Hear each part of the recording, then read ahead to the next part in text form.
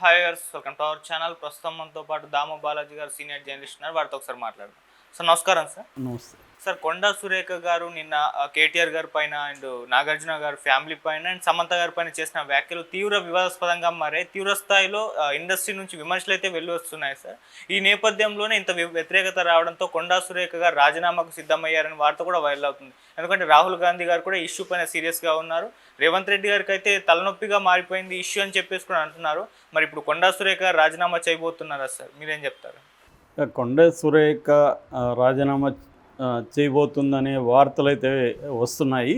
దీనికి ప్రధాన కారణం అసలు మనం సమస్య ఏంటి అనేది కొద్దిగా చెప్పుకుంటే, కొండా సురేఖ ఒక మీటింగ్లో రఘునందన్ రావు ఆయన బీజేపీ, సో ఆయన ఒక దారంతో కూడిన ఒక మాల ఆమె మెడలో వేశాడు.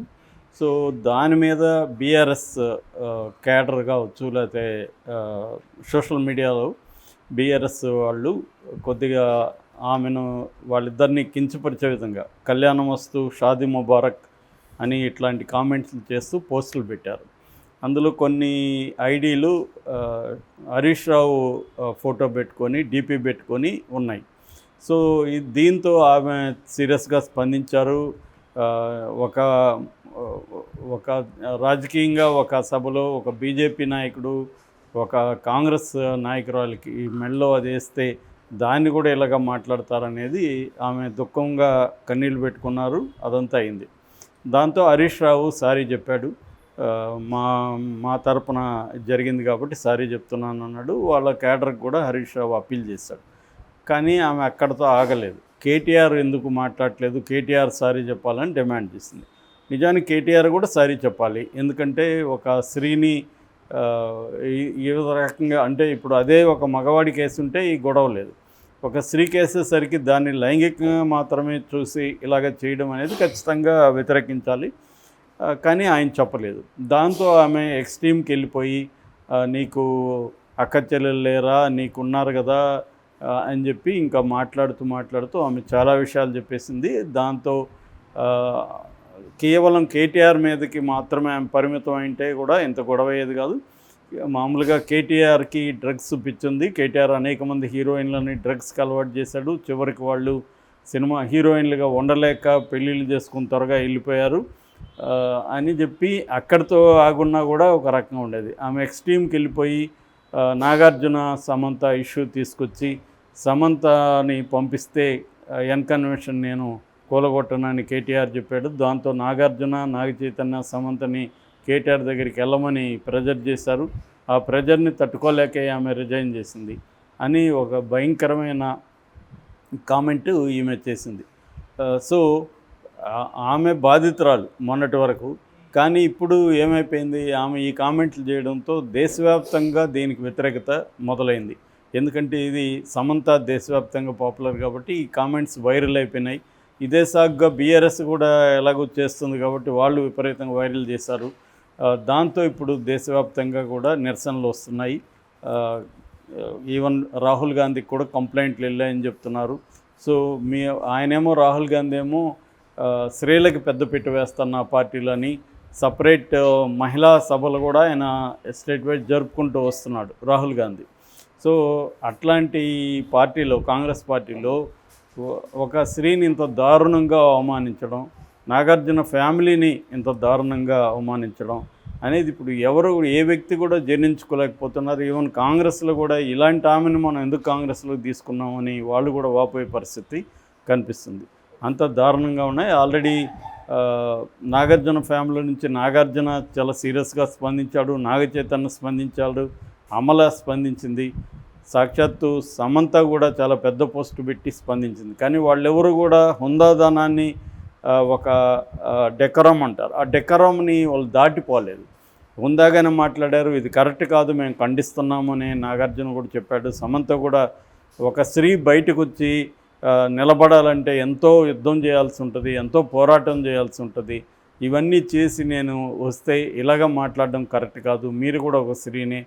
సో అసలు రాజకీయంగా ఏ రకంగా లేదు, మేమిద్దరం అమికబుల్గా ఇద్దరు పరస్పరం అనుకొని విడిపోదామని అనుకొని ఇద్దరు కూడా మంచి టర్మ్స్లోనే విడిపోయాం తప్ప ఎటువంటి గొడవలు గొడవలు పూరితంగా ఇంకొక రకంగా మేము విడిపోలేదు, దీంట్లో రాజకీయ కుట్ర ఏ రకంగా లేదని ఆమె చెప్పింది. నాగార్జున అదే చెప్పాడు. సో వీళ్ళందరూ కూడా ఖండించారు. ఇటు ఇండస్ట్రీ నుంచి కూడా చిరంజీవి ఖండించాడు, జూనియర్ ఎన్టీఆర్ ఖండించాడు, తర్వాత ప్రకాష్ రాజ్ అందరికంటే ముందుగా దీని మీద ఇదేమి సిగ్గులేనితనం అని ఆయన చాలా హార్ష్గానే దాన్ని స్పందించాడు. తర్వాత రామ్ గోపాల్ వర్మ ఆయన ఈ కొండ సురేఖ, కొండ మురళి వీళ్ళ మీద కొండ అనే సినిమా కూడా తీశాడు, వాళ్ళ ఫ్యామిలీకి చాలా క్లోజ్ కూడా. అట్లాంటి ఆయన కూడా సహించలేక వరుస ట్వీట్లు చేసి నేను షాక్ అయ్యాను, 4th గ్రేడ్ వెబ్సైట్లు కూడా ఇలాగ మాట్లాడరని చెప్పి ఆయన కూడా ఇది చేశాడు. సో ఇప్పుడు మొత్తం సమాజం ఒక రకంగా షాక్కి ఈమె గురి చేసింది. ఒక మహిళగా ఉండి ఇలాగా ఇది కంప్లీట్గా పురుషాధిక్య భావజాలానికి సంబంధించింది.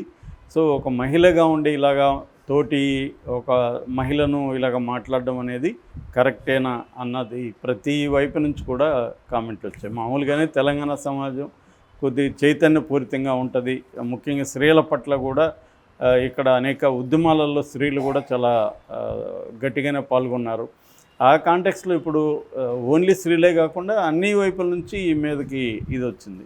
సో అసలు ఎందుకు ఈమె ఇలాగ మాట్లాడింది, తెలియకుండా ఏం ఆమె తెలివి తక్కువది కాదు. ఆమె అనేక సార్లు మినిస్టర్గా పనిచేసింది, అనేక పార్టీలు వైఎస్ఆర్సీపీ దగ్గర నుంచి, అంతకుముందు కాంగ్రెస్, మళ్ళీ వైఎస్ఆర్సీపీ, బీఆర్ఎస్, కాంగ్రెస్, మళ్ళీ ఇలాగ ఆమె అన్ని పార్టీలు మార్చినాం. ఒక బీజేపీలోకి వెళ్ళలేదు తప్ప అన్ని పార్టీలు ఆమెకి వెళ్ళింది.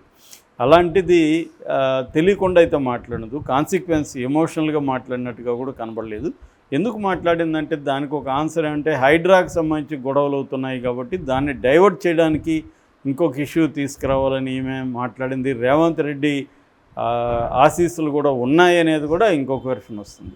అంటే ఇప్పుడు అంతా అన్ని చోట్ల డైవర్షన్ పాలిటిక్స్ ఎలా ఉంటాయి మనం చూసాం, లేటెస్ట్గా లడ్డూ ఎపిసోడ్ చూసాం.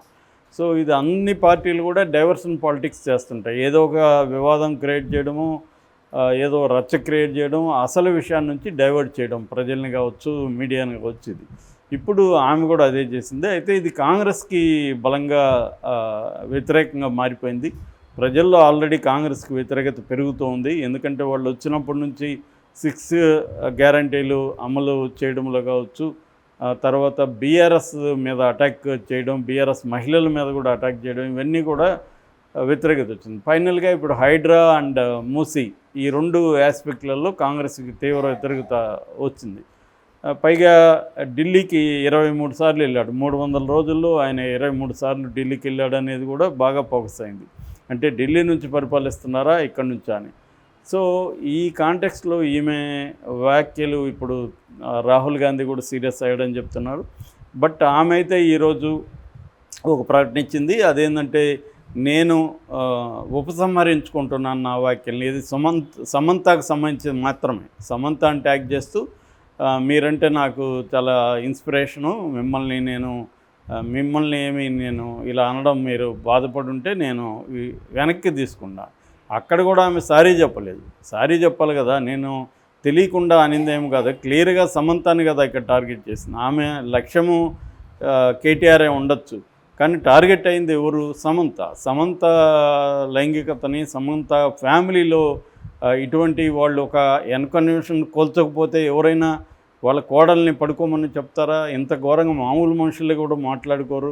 నాగార్జున ఫ్యామిలీకి అలాంటిది ఆపాదించి వాళ్ళకి ఎంతో చరిత్ర ఉంది, తెలుగు సినిమా రంగంలో కావచ్చు, తెలుగు సామాజిక జీవితంలో కావచ్చు. నాగేశ్వరరావుకి, నాగార్జునకి, వీళ్ళకి కొన్ని వాల్యూ సిస్టమ్స్ వాళ్ళు ఫాలో అవుతుంటారు. సో దాన్ని అప్పట్లో కూడా సమంత మీదనే, వీళ్ళిద్దరు విడాకుల విషయంలో కూడా సమంత మీదనే నిందలు మోపిన వాళ్ళే ఎక్కువ మంది ఉన్నారు. అప్పుడు కూడా సమంత వీళ్ళ మాట ఏం లేదని, సమంత ఎవరో అఫైర్లు ఉన్నాయని, సమంత ఎక్స్పోజింగ్ చేసిందని ఇలాగంతా మాట్లాడు. నిజంగా వాళ్ళిద్దరి మధ్య ఏం జరిగిందనేది బయట ప్రపంచానికి తెలీదు. వాళ్ళు కూడా పర్సనల్గా ఉంచదలుచుకున్నారు, తమ పర్సనల్ స్పేస్ తమకు ఉండాలి. అది మామూలుగానే భార్యాభర్తల మధ్య అనేక ఇష్యూలు ఉంటాయి, అది మల్టిపుల్గా ఉంటాయి. ఒక సింగిల్ ఇష్యూ అనేదే ఉండకపోవచ్చు. చాలాసార్లు మల్టిపుల్ ఇష్యూస్లో వాళ్ళకి కంపాటబిలిటీ ప్రాబ్లమ్స్ రావచ్చు, వాళ్ళు విడిపోవచ్చు. కలిసి ఉండే హక్కు ఎలాగ ఉంటుందో విడిపోయే హక్కు కూడా వాళ్ళకు ఉంటుంది. సో దాన్ని ఎవరు జడ్జి చేసే ఇది ఎవరికి లేదు నిజానికి. కానీ దాన్ని పొలిటికల్గా వాడుకోండి. ఇది కూడా ఒక రకంగా రేవంత్ రెడ్డి లేపాడని చెప్పొచ్చు. ఎందుకంటే ఫోన్ ట్యాపింగ్లో ఫస్ట్ బయట వచ్చింది ఇదే కదా. ఆమె ఫోన్ ట్యాప్ చేసి కేటీఆర్ సమంత ఫోన్ ట్యాప్ చేశాడని, దానివల్లే వాళ్ళు విడిపోయారని, ఆ ఫోన్ ట్యాపింగ్ అంతా నాగార్జునకి ఇచ్చాడని అప్పుడు ఒక వెర్షన్ బయటకు వచ్చింది. అందుకని ఈమె ధైర్యంగా మళ్ళీ సమంత తీయగలిగిందంటే అప్పుడు ఆ వెర్షన్ వచ్చినప్పుడు వ్యతిరేకత పెద్దగా రాలేదు. దాంతో ఈమెకి ధైర్యం వచ్చింది. ఇప్పుడు చాలామంది అడిగేది ఇదే మాటల్ని బాలకృష్ణను, చిరంజీవిను, పవన్ కళ్యాణ్ అనగలదా? నాగార్జున అంటే సాఫ్ట్ టార్గెట్ అయ్యాడు. నాగార్జున ఎన్కన్వెన్షన్ కూల్చేసినా ఆయన ఏం చేసుకోలేకపోయాడు, బలహీన పడిపోయాడు. కాబట్టి ఆయన్ని ఏమన్నా అనొచ్చు అన్న ఒక అహంకారపూరితంగానే ఈమె బిహేవ్ చేస్తుంది అనేది కూడా ఇప్పుడు ఎక్కువ మంది చెప్తున్నారు. ఏదేమైనా ఆమె వెనక్కి తీసుకుంది అంటున్నారు. మరోవైపు ఆమె రాజీనామా చేయబోతున్నారు. ఇంకొక వైపు కేటీఆర్ కూడా ఆమెకు లీగల్ నోటీసులు ఇచ్చాడు. 24 hours టైం ఇచ్చాడు. నువ్వు కానీ సారీ చెప్పకపోతే నేను లీగల్గా ప్రొసీడ్ అవుతాను. సో ఆమె మీద ఆల్రెడీ కేసులు ఫైల్ అయ్యే అవకాశం ఉంది. మరి ఆమె రిజైన్ చేస్తే కొంతవరకు కాంగ్రెస్కి ఊరట అని చెప్పొచ్చు. లేదంటే మాత్రం ఇది కాంగ్రెస్కి